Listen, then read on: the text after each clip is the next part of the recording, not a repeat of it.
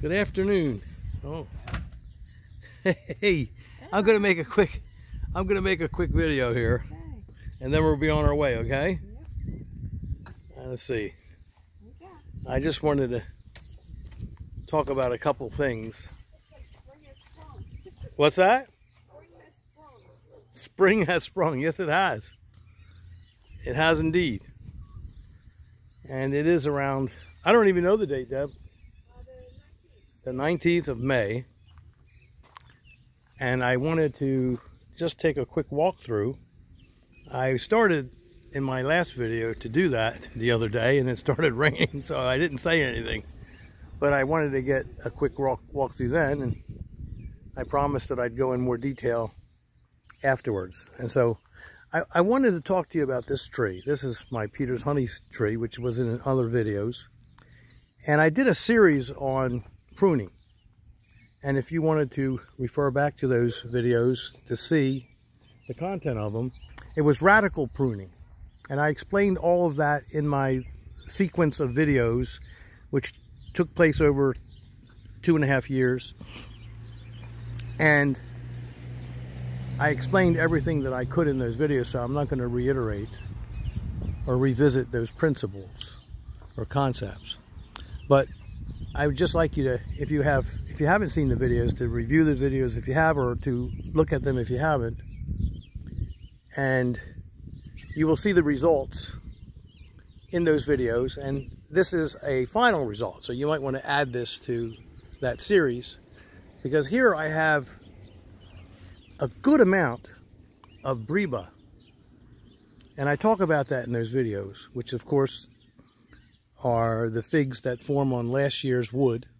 They're the first figs, and they get ripe around the 4th of July. And with Peter's honey, they're my favorite. Actually, it's a very rare fig in that I think the Breba are as good, probably better than even the main crop figs, which are on new wood, new growth, which is really amazing, because that's not typical. In most cases, almost every case, it's the opposite. The main crop figs are better than the first crop figs, but not with Peter's honey. They're both exquisite, the first figs and the main crop figs. But there's an abundance on this tree of Breba, first crop figs. And I'm looking so forward to eating them all. There's plenty of them. And this is a result of the pruning too. And I also talked in those videos about how I usually let the tree grow for 2 years, and even the 3rd season, and at the end of that season I cut it back, sometimes radically. Because if I don't do that, this tree will just outgrow the house. It gets so large. I've had it so large before, 20 feet tall. And I've got to, this tree is 29 years old.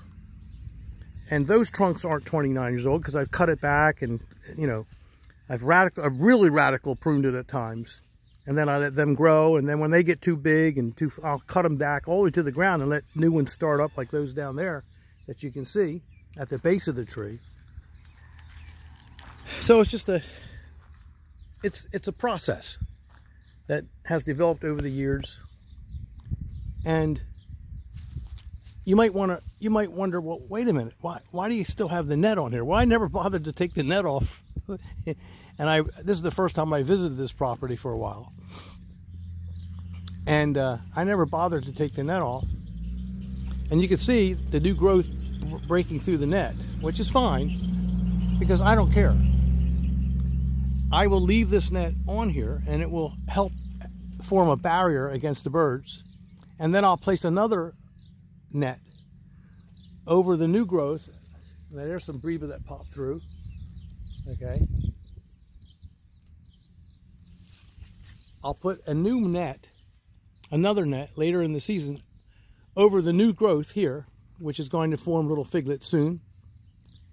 And that will protect the main crop, and this will help to protect most of the Breba and some of the main crop that are growing inside. You can see there's main crop figs growing inside the tree too.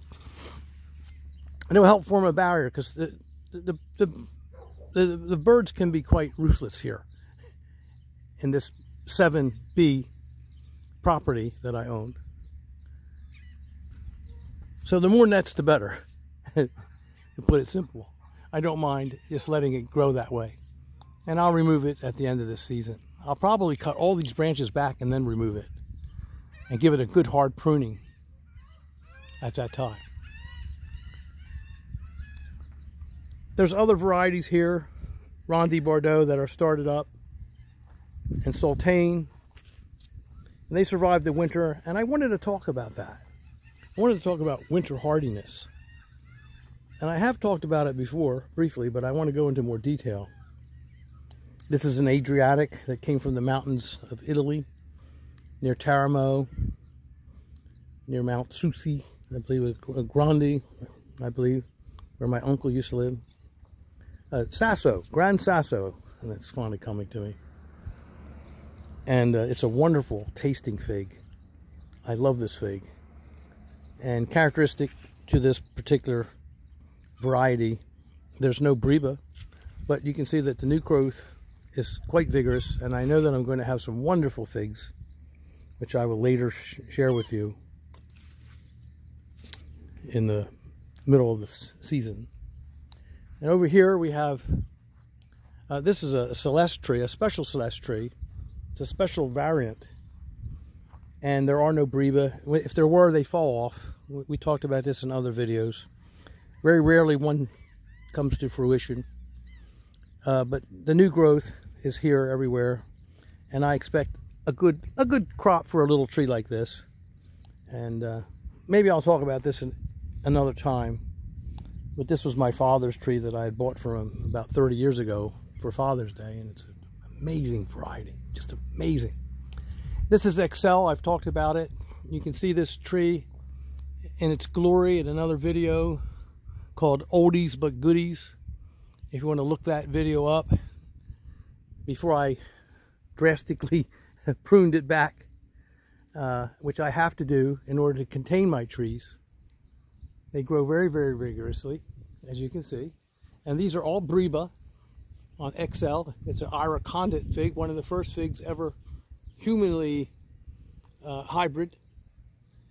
It's a good variety, and I've had it here for 29 years.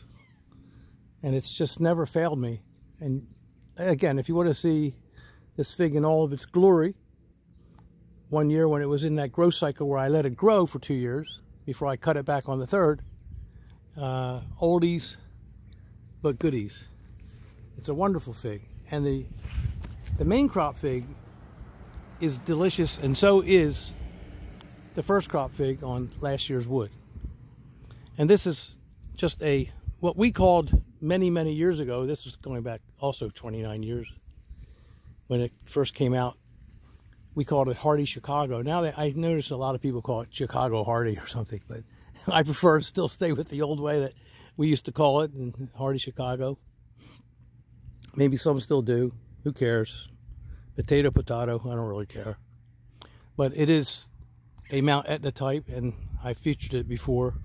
And it has no breba, which is characteristic of this variant, or this, particular tree. But the new growth is very vigorous on this tree, always. And it's very, very, very prolific. It just produces an abundance of figs. It seems like they're never ending. And of course they all get ripe, as do all of the figs in my collection here. And we were going to talk about the winter hardiness because I've mentioned in other videos that many, many years ago, more than a couple decades, when I was exchanging information with UC Davis and the germplasm repository for figs and things, and they used to send me cuttings way back when they still did it, and I would send them information as to whether or not, how they were adaptable to my climates here in 7B and 7A on my other property location. And we would exchange information back and forth. It was fun. I made some friends. And I tried out, as I've mentioned before, many, many varieties probably altogether at least 100, and many of them failed here in 7B. I did not cover them. I will not cover them here. I have too much work to do already in 7A in my New Jersey property, on my New Jersey property. So I will not cover them here. Here they have to stand on their own 2 feet, and they have to be tough. They have to be winter hardy or die. It's as simple, and be rejected. And so over the many years that I've been growing figs here, many of the varieties that I did try just were not suitable. I sometimes call them prima donna figs, but they just weren't suitable. And even if they were able to survive the winter, they weren't productive enough because they had been weakened, or maybe the pulpwood was partially damaged, which is something I talk about in my other videos too, extensively. And I would like you to watch those videos because they come from a long amount of experience. But I've noticed that sometimes the branches might still stay alive in the spring, and they don't necessarily die back all the time, but they're damaged. You might say mortally damaged, because they won't produce fruit internally, because the pulpwood, which is softer, just partially freezes, and the tree is no longer able to produce vigorously. And so some of those trees were rejected because of that quality. Let's move along. And some stood on their own. This I'll talk about another time, but this is a San Pedro type, and it only produces figs, first figs on the last year's wood, the Breba, and the second crop figs. Of course, they need caprification, which we don't have the fig wasp, so they will fall off. But this tree is a little different than, it's close to Desert King, or what I like to call Dessert King. Another story to that. And some of the main crop figs will indeed get ripe, just a certain percentage. But I've talked about this tree before, but I don't want to talk about it right now. I have too much to talk about, and I don't want this video to run too long. But at one time, this died back, just once. It died back to the ground because the tides, the salt water came in over the property and killed it. It was a horrible cold winter. And then I let the tree die and I removed it. It was old then, about 18, 19, 20 years old. Or no, maybe 22 years old or something. And I just kept running the lawnmower over it, and shoots started coming up after I removed the tree. And I kept running them over for a couple of years because I had so many fig trees. And then finally I felt sorry for it, and I just let it start growing like 2 years ago. So it's coming back, and it's starting to produce Breva. You know, so they're very delicious. They're very much like Desert King. And the one I wanted to talk about, getting back to my theme, of getting back to the subject I was talking about in more detail, is that the fig trees you see here, here's a Celeste, another Celeste, here's a brown turkey. I have different, here's a Italian honey over here, which does magnificently in 7B, and it's just a productive tree. It's a wonderful tree, and it's going to do really well for me. And over here we have Teramo Unknown, which is a variety that Big Bill made popular from near Lancaster at a nursery there called Off the Beaten Path. And the deer have come here and they've started nibbling. Gosh, sometimes they're such a nuisance. Last year they nibbled on this one quite a bit. I ought to put something around it until it gets started, but it's got a few Breba, okay, you can see, and it makes a good amount of main crop figs. It's a very good variety that I really like, and so it survived the climate and is suitable for in-ground growing without covering, like all of these varieties have to be in order for them to be acceptable to me. Now this is a tree that I've featured before, Desert King. I like to call it Dessert King because originally that's what it was called many, many decades ago in California, where it was sort of discovered. And you can see that it's just, There's so many Breba on this tree. It's just, every year it's just loaded with Breba. They're all over the place. And it's just a wonderful tree. And they get ripe about the 4th of July, and they're such a treat. It's a San Pedro type, of course. And the second crop fig on this one, Desert King, the main crop figs will all fall off. Not 15 or 20% will get ripe. They just all fall off, and that's okay. Because there's such an abundance of the figs that develop on last year's wood, the first crop figs, which get ripe around the 4th of July, that it's worth having in your collection. And how can anyone say that it's not? It's just loaded. And I've made videos of this tree, if you want to look at them. And I've really enjoyed this tree immensely, as I have all of the Desert King trees. I have them on my other property, 7A2. And this is another Adriatic type fig. Again, characteristically no Breba. Sometimes they have an occasional one or two, but it's a good main crop producer, and it will get ripe. All of them will get ripe here. And this tree's growing really nice. It's just been here a couple years. And this is a part of a tree that I let grow. It's a Peter's honey that I had here that I cut back because I have a huge Peter's honey, which I featured earlier in this video. And so I just let it grow, and I'm going to cut it back probably and remove it completely. But I use this for making cuttings or making air layers and giving to my friends sometimes. Okay. So, all right. So with that, I only have one thing left that I want to talk about in this video. And it's an important discovery. This is another Celeste variant, a different variant. I don't think I talked about that one. Let's go back to this tree, because this is Smith. And I told you in my Fig Busters series, I was going to bring up a number of subjects over time this summer. And this is among them, because I've read a lot about how this tree, Smith, is not winter hardy. How it's very, very tender, and in that sense, sort of a prima donna fig, although it is a rugged fig, I think, and very suitable for humid climates and for the Northeast. And it's one of my favorite to grow in pots, too. The taste is exquisite, whether grown in ground or in pots. I love this variety, Smith. And you can see that I planted this tree, and I showed it in previous videos. I planted it in the middle of the summer last year. I had grown it in a pot, and I planted it here. And I planted it early enough in the summer to get established before the fall came. And it survived perfectly. And it was a cold winter here. It was certainly an average or colder winter here at this location. And it survived nicely. There's no dieback. I clipped off the tops. I clipped off the green growth on the top in the middle of the summer, and or towards the end. And you can see that it's forming very nicely, forming branches very nicely. And it's going to grow very, very, very nicely. And nothing died. There is no dieback on it. I have to say I'm a little surprised because of all the literature that I've read that apparently pointed to the notion that this tree was not winter hardy.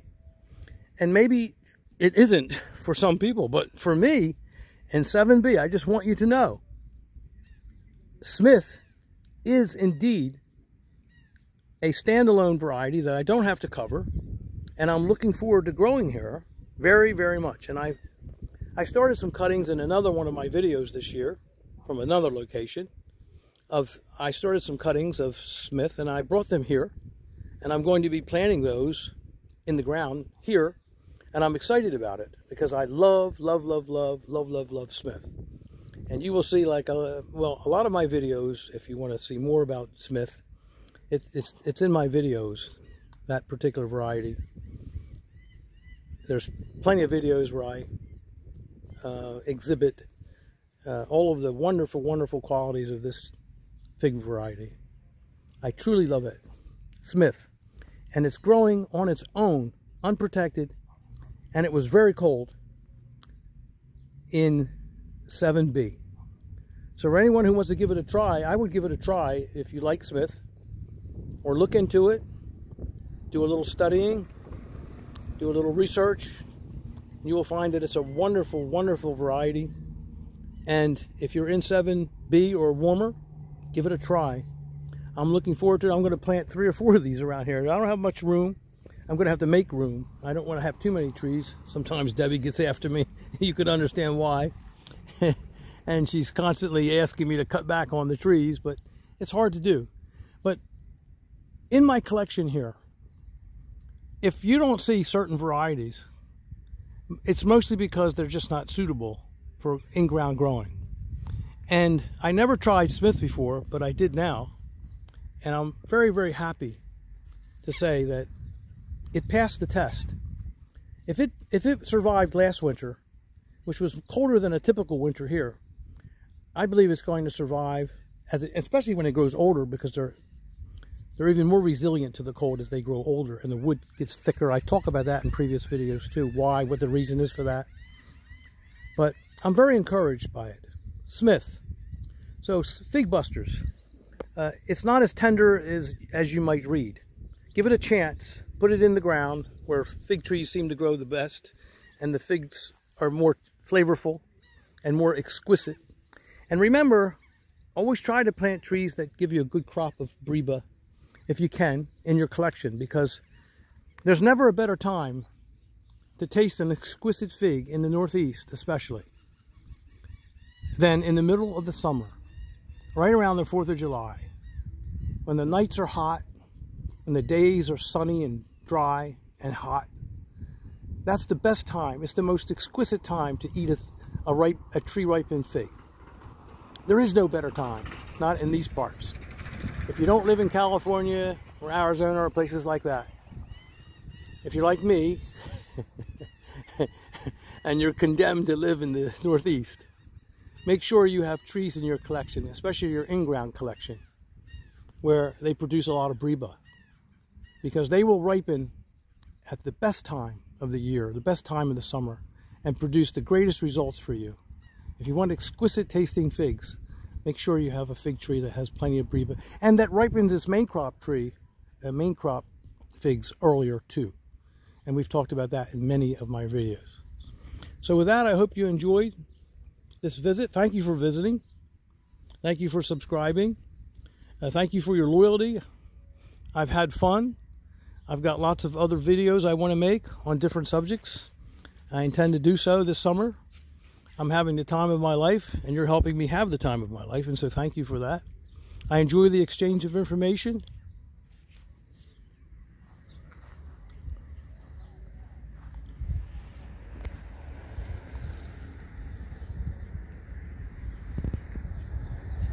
Good day.